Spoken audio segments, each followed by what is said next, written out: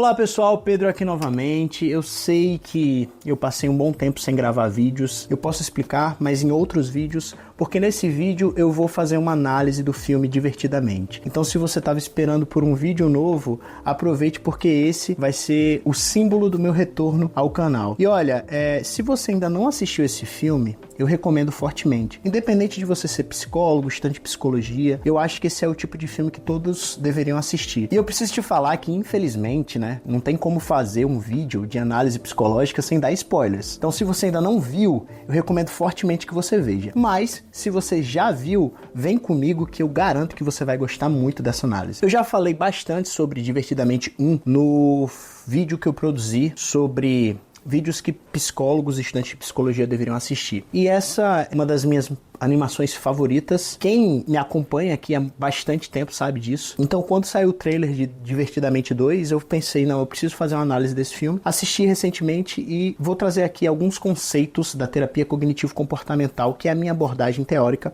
para falar sobre isso. Bom, eu acho que o filme cometeu pouquíssimos erros e acertou muitos pontos em muitos aspectos. Eu queria começar falando sobre o período em que a Riley, que é a protagonista do filme, se encontra. Agora ela está com 13 anos, então ela é representada na puberdade, e a puberdade é um momento de transição, a gente sabe disso. Você que tem filhos adolescentes, ou você que está na adolescência, sabe que a puberdade mexe com os hormônios, mexe com a nossa personalidade, e isso fica muito claro já no início do filme, quando a Riley, ela tá de frente pro espelho e aparece com o estirão do crescimento, Para quem não sabe, estirão do crescimento é um dos marcadores biológicos da puberdade, certo? Então Riley está terminando o seu ensino fundamental e indo para o ensino médio. Esse é um momento de muitas transições, é um momento em que você, via de regra, muda de escola, é um momento em que você tem que aprender a socializar com pessoas que você ainda não conhece, pessoas desconhecidas. Então, esse, para mim, foi o primeiro acerto do filme, sabe? Divertidamente 2 é uma continuidade.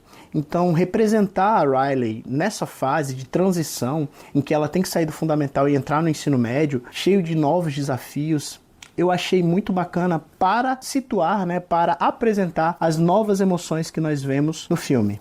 Ansiedade, vergonha, inveja e tédio e, bem esporadicamente, nostalgia. Mas antes de falar sobre as novas emoções propriamente, eu gostaria de falar sobre uma das coisas que eu achei genial nesse filme, que foi o sistema de convicções. Esse conceito é um conceito que tem muita base científica, Mas quando a gente vai para a terapia cognitivo-comportamental, a gente vê dois conceitos que são diferentes, mas que representam basicamente a mesma coisa que convicções: crenças e esquemas. Para a terapia cognitivo-comportamental de Aaron Beck, que foi quem desenvolveu essa escola melhor inicialmente, nós temos crenças que são chamadas de crenças centrais ou crenças nucleares. Existe uma outra abordagem que deriva da terapia cognitivo-comportamental, que é a terapia dos esquemas do Jeffrey Young. E esse autor vai defender esquemas mentais como sendo padrões de convicções que norteiam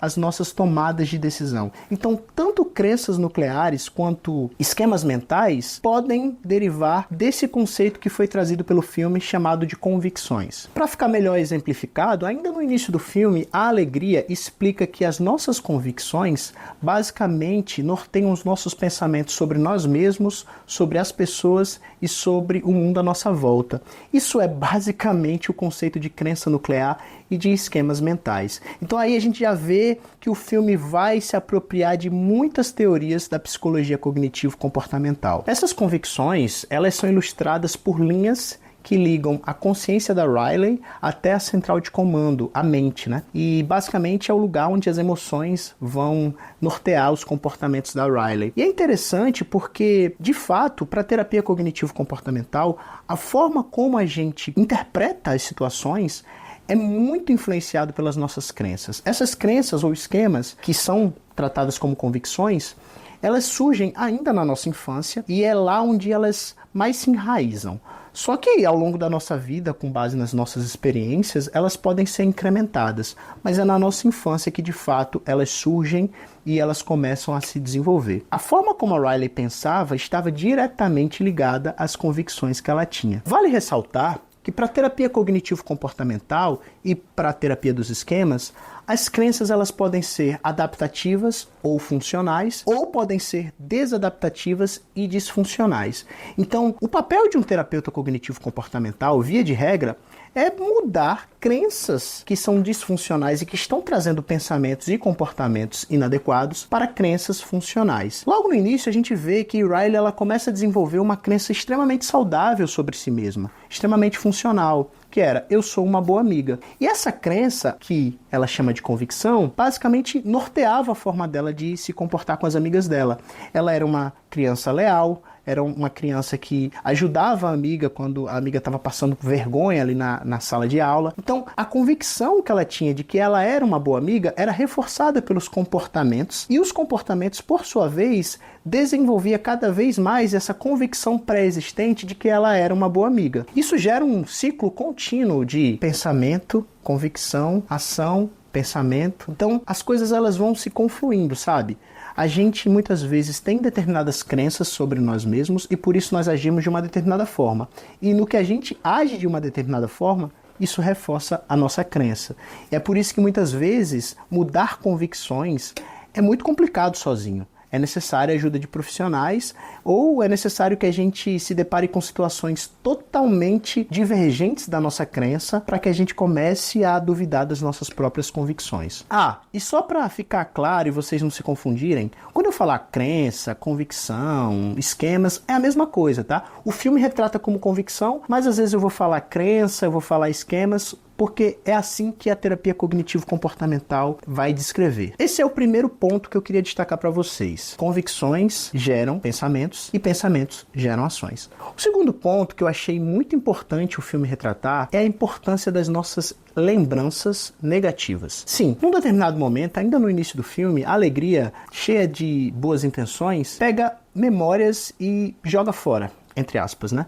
Que é descartar memórias negativas da Riley. Mas depois, ao longo do filme, como a gente vai perceber, isso não dá muito certo. A gente precisa, às vezes, lembrar de coisas negativas para que a gente possa amadurecer, para que a gente possa, inclusive, fortalecer algumas convicções ou crenças saudáveis e tentar mudar convicções ou crenças que não são tão saudáveis, tão adaptativas e tão funcionais. Em seguida, nós vemos aparecer as novas emoções: ansiedade, tédio, vergonha, inveja e nostalgia. E aí, eu acho genial a forma como esse filme trouxe essas emoções negativas, né? Para mostrar também que muitas vezes elas são necessárias. Eu sei que talvez foi dado uma ênfase muito grande para a ansiedade. Parece até às vezes que a ansiedade rouba a cena, que o filme é mais sobre ela do que sobre todas as emoções, né? Porque ela realmente recebeu muito tempo no filme. Mas talvez isso seja um reflexo do quão ansiosos os nossos adolescentes ou nós adultos estamos sendo nos últimos tempos, né? O ponto é que, ao introduzir essas emoções negativas, o filme acerta muito, mostrando que elas também têm seu papel em diversos momentos. Por exemplo, é a vergonha que impede muitas vezes que a Riley se comporte de uma maneira muito inadequada, que ela consiga se adequar bem ao novo contexto do ensino médio que ela está se inserindo e ao grupo que ela está querendo participar da equipe de hóquei. A ansiedade, por sua vez, tenta impedir que a Riley passe por situações muito desconfortáveis. Ela tenta evitar situações que vão trazer algum tipo de dor ou sofrimento para a Riley. O tédio permite que a Riley utilize muitas vezes momentos de sarcasmo e, ao contrário do que as pessoas falam, o sarcasmo ele tem seu papel também. É uma forma de a gente às vezes lidar com situações estressoras. Eu só achei que o tédio foi muito pouco abordado, muito pouco explorado. Ele poderia ter sido melhor utilizado, mas acho que o filme acertou em mostrar que ele também cumpre o seu papel. E só uma observação. Os roteiristas do filme, eles foram tão sagazes que ele colocou o tédio com um celular. O que geralmente eu e você fazemos quando estamos entediados? A inveja, por sua vez, faz com que o Riley crie estratégias para ser aceita pelas meninas, inclusive admirando o cabelo de uma ou a forma como outra se porta. Então perceba, essas emoções, pelo filme, elas não são ruins em si mesmas. Elas têm seu papel na nossa vida. Eu sei que muitas vezes a gente quer só sentir alegria, só sentir prazer, só sentir conforto, mas muitas vezes é necessário a gente sentir tristeza, como o primeiro filme já trouxe, e cada uma dessas emoções que afloram mais quando a gente entra na adolescência, quando a gente passa pelo período da puberdade. Porém, apesar dessas emoções elas não serem ruins em si mesmas, elas nos tornam totalmente desequilibrados e desajustados quando elas tomam o controle da nossa mente. E aí eu acho que é um outro acerto desse filme, sabe? Porque ele mostra, né? Eu sei que eu comecei criticando a ênfase demasiada que a ansiedade recebeu em detrimento das outras emoções, mas ele mostra o quanto que a Riley se prejudica quando a ansiedade toma conta da central de comando da mente dela, fazendo coisas que muitas vezes não correspondiam a quem ela realmente era, mas muito mais pautadas pelo medo de não ser aceita. Então perceba que é exatamente o que acontece quando a ansiedade expulsa as emoções básicas, primárias, né, que foram retratadas no primeiro filme, e toma o controle, deixando as outras emoções apresentadas, a vergonha,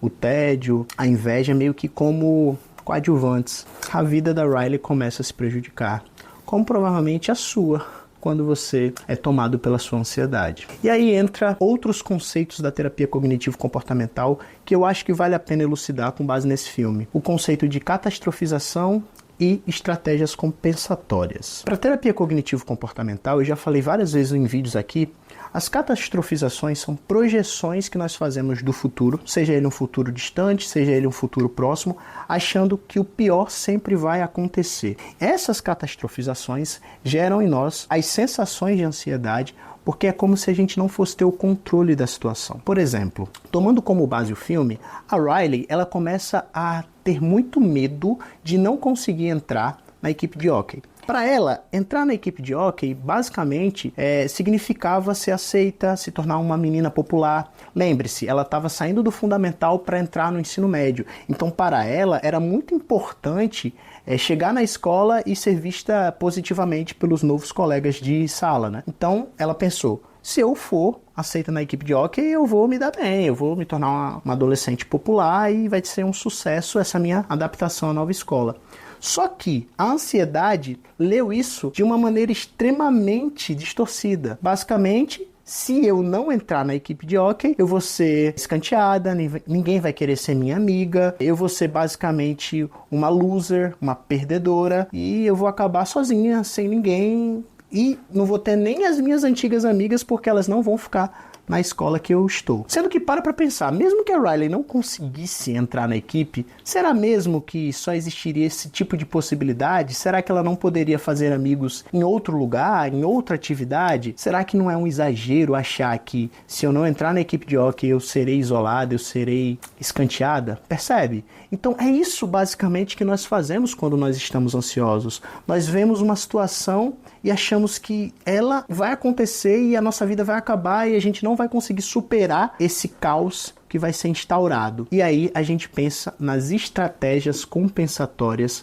que o filme, mais uma vez, acerta em demonstrar. As estratégias compensatórias são nada mais do que comportamentos que a gente assume para tentar afastar aquilo que nos causa ansiedade. Então perceba, se o que causava ansiedade para Riley era a possibilidade de não ser aceita, de não entrar no time, ela começa a fazer de tudo para ser aceita e começa a fazer de tudo para conseguir chamar a atenção da técnica, ser aprovada na equipe de hóquei. Muitas vezes fazendo coisas que não representavam quem ela era. Por exemplo, ela começa a se afastar das antigas amigas, ela começa a ser desleal, ela começa a bajular demais as meninas da equipe de hóquei e vários outros comportamentos que ficam evidenciados no filme. Uma pausa. Se você é estudante de psicologia ou já é um profissional e quer muito atender pela terapia cognitivo-comportamental, quer viver do consultório com essa abordagem, nos próximos meses eu vou estar lançando um curso mostrando como você pode fazer isso. Vai ser um curso em que eu vou dar bases da terapia cognitivo-comportamental e vou também te ensinar a como gerir consultório. Porque infelizmente, como você deve imaginar, na faculdade de psicologia isso não acontece. Então, se no momento que eu estou gravando esse vídeo aqui o curso ainda não estiver disponível, eu vou deixar um formulário para você colocar teus dados e ser notificado em primeira mão quando o curso estiver pronto. Agora, se você está assistindo esse vídeo depois de alguns meses, provavelmente o curso já está disponível e eu vou deixar aqui na descrição do vídeo, beleza? E aí a gente entra num outro conceito que não é necessariamente da terapia cognitivo-comportamental, nem da psicologia cognitiva, na verdade foi desenvolvida por um psicólogo social, que é o conceito de dissonância cognitiva. O que é dissonância cognitiva? Nós temos dissonância cognitiva quando nós começamos a fazer ações que contradizem as nossas convicções. Por exemplo, lembra que eu falei que lá no início a Riley tinha uma convicção de que ela era uma boa amiga? O que bons amigos fazem? Eles são leais, eles ajudam seus amigos, eles são parceiros, eles são companheiros. Só que Riley, ela começa a agir de uma forma contrária a essa convicção, baseado na sua ansiedade. Ela começa a ser desleal com as suas amigas.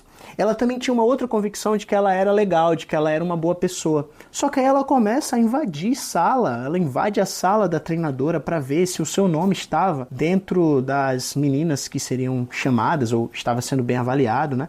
Ou seja, ela faz comportamentos que ela sabe que não são congruentes, não são consonantes com aquilo que ela acredita, né? Então, isso é o conceito de dissonância cognitiva, e como a gente vê ao longo do vídeo, essas dissonâncias cognitivas causam desconforto emocional, mas elas às vezes são muito importantes para que a gente avalie as nossas próprias convicções, inclusive ou enraizando-as ou transformando-as em novas convicções. E aí a gente começa a ver uma certa mudança que vai acompanhá-la até o final do vídeo. Então, a dissonância cognitiva, ela se refere a esse mal-estar que a gente sente quando a gente acredita numa coisa, mas vive outra, quando a gente basicamente está sendo mentiroso, quando a gente está sendo farsante. É por isso que toda pessoa que tem um senso de moral muito forte e mente muito, ela tem esses episódios de dissonância cognitiva, porque ela sabe que ela está sendo incongruente com a crença dela sobre si mesma ou sobre as outras pessoas. E aí um outro grande acerto que eu assisti e eu falei, caramba,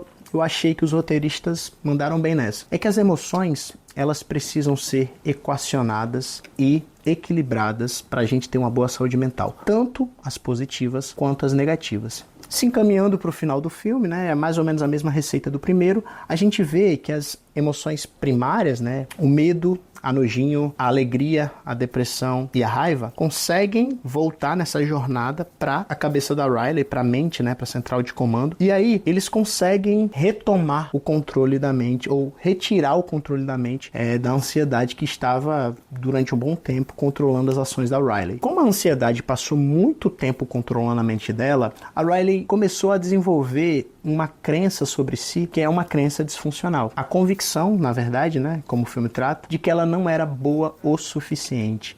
E aí talvez você que é uma pessoa ansiosa se identificou muito com essa parte do filme, né? Sabe por quê? Porque basicamente todo ansioso, principalmente aqueles que têm ansiedade de performance, ansiedade de desempenho, que é um subtipo da ansiedade social, ele acredita que não é bom o suficiente.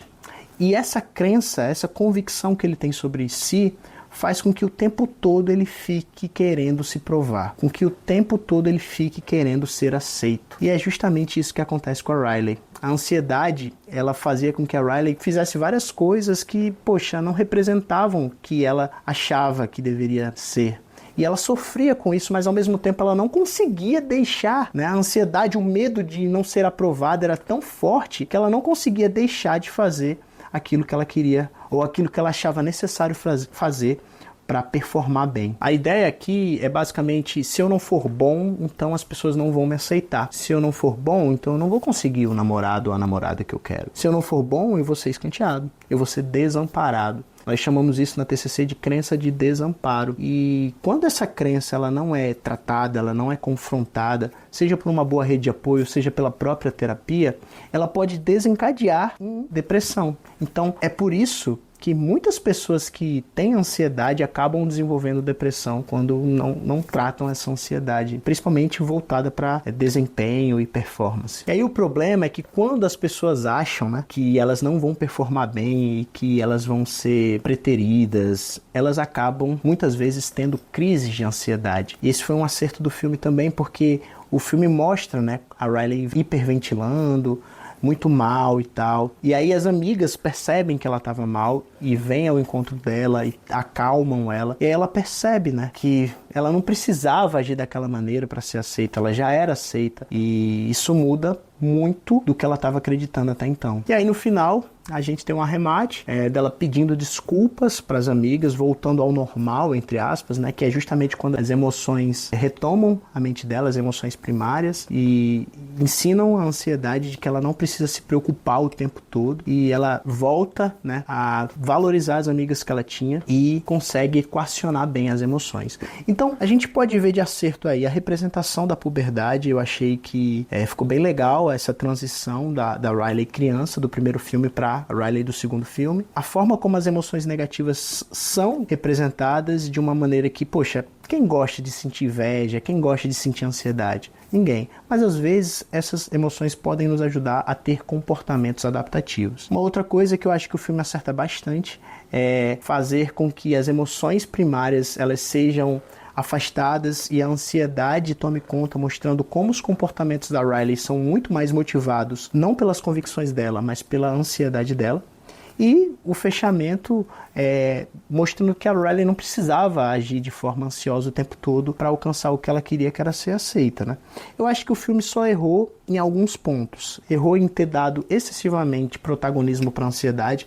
Eu senti muito falta do tédio e da vergonha também. Eu achei que a vergonha ficou servindo apenas como um suporte ali para a ansiedade. Eu acho que poderia ter sido mais abordada, né? Inclusive, eu vi uma notícia dizendo que no roteiro original existia uma emoção negativa a mais, que era a culpa, e a vergonha tinha maior protagonismo. Mas aí, quando os roteiristas viram essa versão, eles acharam que ficou muito pesado, muito denso, e como é uma produção de animação que atinge principalmente crianças e adolescentes, eles quiseram deixar um pouco mais leve. Mas assim, pensando em termos cognitivos, seria interessante ter incluído a emoção da culpa, porque a culpa tem seu papel também. A gente precisa sentir culpa para mudar comportamentos ruins, para mudar falhas que nós cometemos com as pessoas à nossa volta. E eu acho que valeria a pena ter encaixado a culpa também. Eu acho que Riley acabou sendo a representação da maioria dos adolescentes, que acham que precisam fazer de tudo para serem aceitos. O adolescente ele ainda não tem muito essa identidade tão bem formada, e ele acaba se submetendo a muitas coisas só para se sentir inserido, só para se sentir incluído num grupo que ele admira.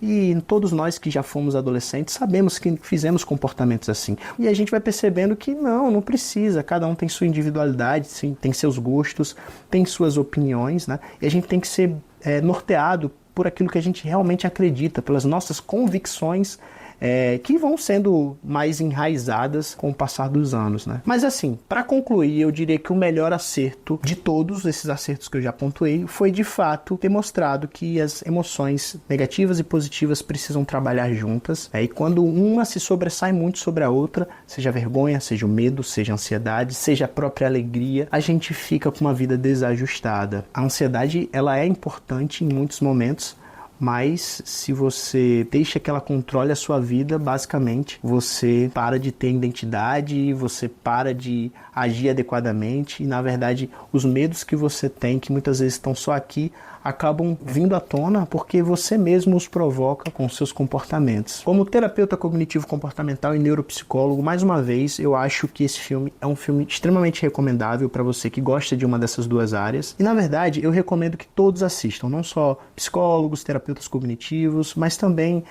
pais de adolescentes, porque eu acho que o filme acerta bastante, acerta muito mais do que erra na representação de como funciona a mente e desses conceitos da psicologia cognitiva. Se você quiser aprender mais sobre a terapia cognitivo-comportamental, eu vou deixar esse card aqui, que basicamente vai ser uma playlist sobre TCC, conceitos, como a gente aplica na prática, e vai ser um incremento a mais para você que chegou no canal a partir desse vídeo. Se você gostou dessa análise, eu peço que você deixe o like e compartilha para aquelas pessoas que assistiram o filme, para aquelas pessoas que gostaram e que sentem a necessidade de entender melhor o que foi retratado ali. Eu gostaria de indicar também o livro da Terapia Cognitivo-Comportamental, da Judith Beck, que é o Manual do Terapeuta. Se você quer entrar para essa abordagem, atender por essa abordagem, esse livro é introdutório, é o básico, é imprescindível que você leia, ok? Um grande abraço e a gente se encontra no próximo vídeo. Tchau, tchau!